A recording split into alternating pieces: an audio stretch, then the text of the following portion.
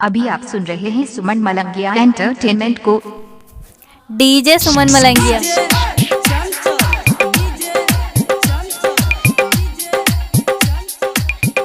अभी आप सुन रहे हैं जेएम म्यूजिक की शानदार प्रस्तुति।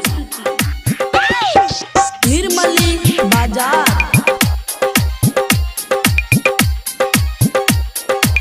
डीजे सुमन दीवाना।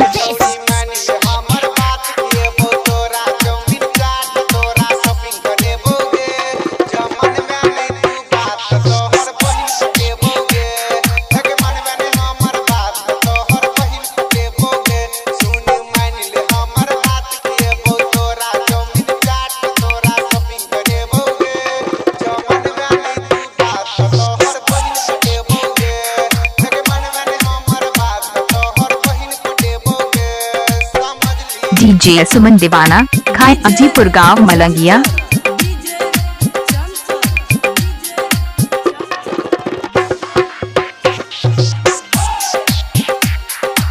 डीजे सुमन मलंगिया मधुबनी। डीजे सुमन डीजे सुमन।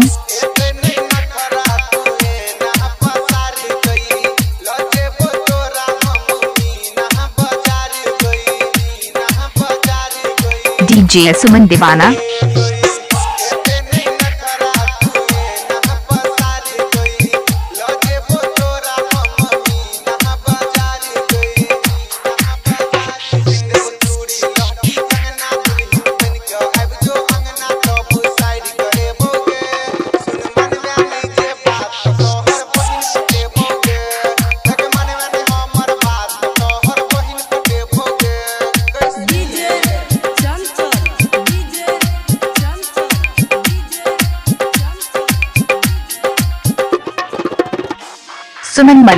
सुमन मलंगिया खाए अजीपुर गांव मलंगिया।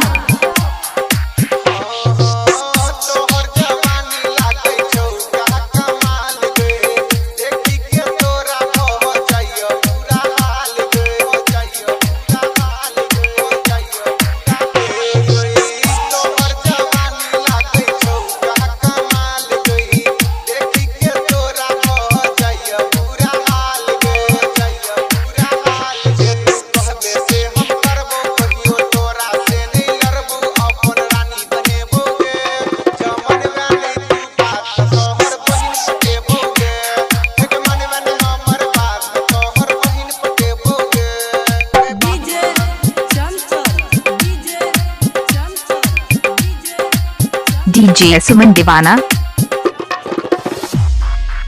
खाए अजीपुर गांव मलंगिया। निर्मली बाजार